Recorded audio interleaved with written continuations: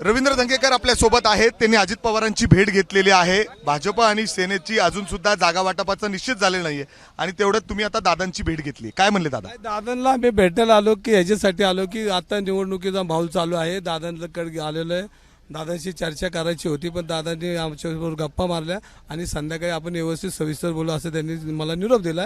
आणि युतीची स्पष्टता अजून नाही. युतीचा निर्णय एकनाथ शिंदे घेणार आहेत पण माझा मुलगा धनुष्यबाणावर लढणार हे नक्की.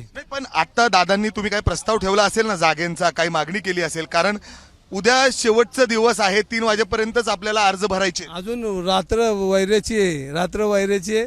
सगळे जागे राहा. धंगेकर हे कुठं असतील नक्की? दंगेकर धनुष्यबाणात एकनाथ शिंदे साहेब.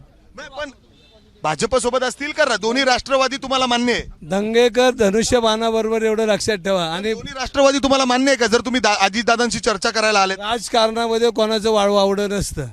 राजकारणात आपला मित्र कोणी होऊ शकतो. भाजप सोबत जे बैठका झाल्या ते काय चर्चा होते? तुम्हाला 15च्या वर जागा द्यायला तयार नाही आणि त्यात सुद्धा काही जागा ज्या आहेत तिथं तुमची ताकद नाहीये. नाही, आमची ताकद दिसणार आहे ना, म्हणून तर आम्हीच बोलतोय.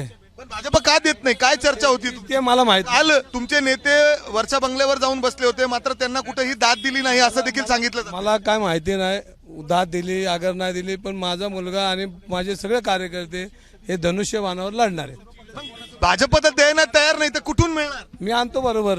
त्याची रात्र वैरेची जागे राहा. तुम्ही सगळे जागे. मग परत भेटायला येणार अजितदादांना? मी फोन करतो ना तुम्हाला. मिक्की भाईला फोन करू येतो. दंगेकर काही करू शकता? दंगेकर आहे त्यांचं नाव. दंगेकर आहे त्यांचं नाव. दंगेकर. एकनाथ शिंदेना बोलणं झालंय का हे संदर्भ? मी बोललो ना त्यांच्याशी. मी धनुष्यबाणावर लढणार आहे नक्की. पण कुणासोबत युती कुणासोबत कर? धनुष्यबाण लढणार आहे. हा कसा लढणार आहे आता ते जागा तर मिळत नाही मग तुम्हाला? धनुष्यबाणावर. धनुष्यबाण. अर्थात उद्या सकाळपर्यंत सर्व क्लिअर होईल. अर्थात जर आपण बघितलं तर रवींद्र धंगेकर हे या ठिकाणी चर्चा करून गेलेले आहेत. पुन्हा एकदा ते अजित पवारांशी चर्चेसाठी येणार आहेत. मात्र रात्र वैरीची आहे. अर्थात धनुष्यबाण पुण्यात शिवसेना हे नक्की कुणाबरोबर युती करतं हे पाहणं महत्त्वाचं असेल. अर्थात हे पॉवर टॅक्टिक सुद्धा आहे, प्रेशर टॅक्टिक सुद्धा आहेत.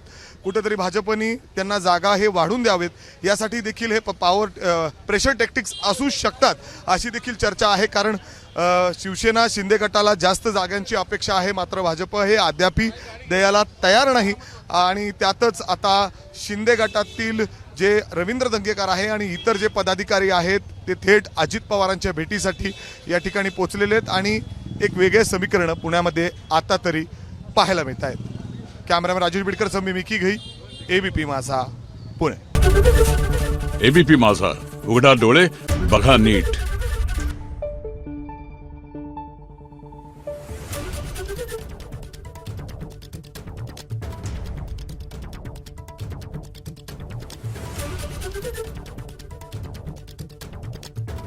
Thank you.